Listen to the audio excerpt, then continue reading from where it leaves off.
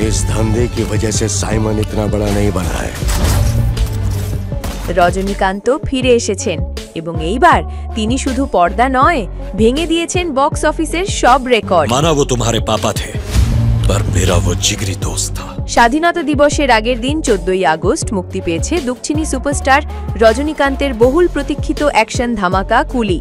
মুক্তির সঙ্গে সঙ্গেই সিনেমাটি যেন ঝড় তোলে বক্স অফিসে।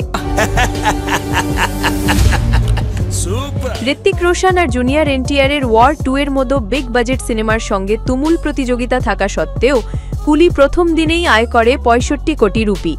আন্তর্জাতিক বাজারেও আয় ছুঁয়েছে 175 কোটির বেশি।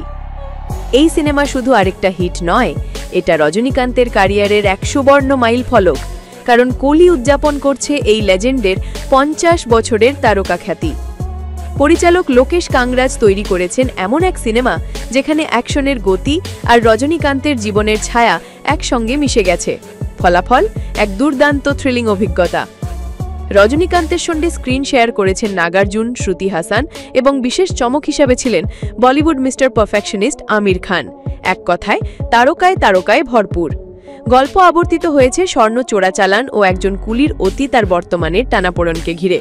গল্প, সংলাপ, গান এবং দুর্দান্ত অ্যাকশনে দর্শকরা যেন মুগ্ধ। সমালোচকরা মিশ্র প্রতিক্রিয়া দিলেও দর্শকদের ভালোবাসা স্পষ্ট।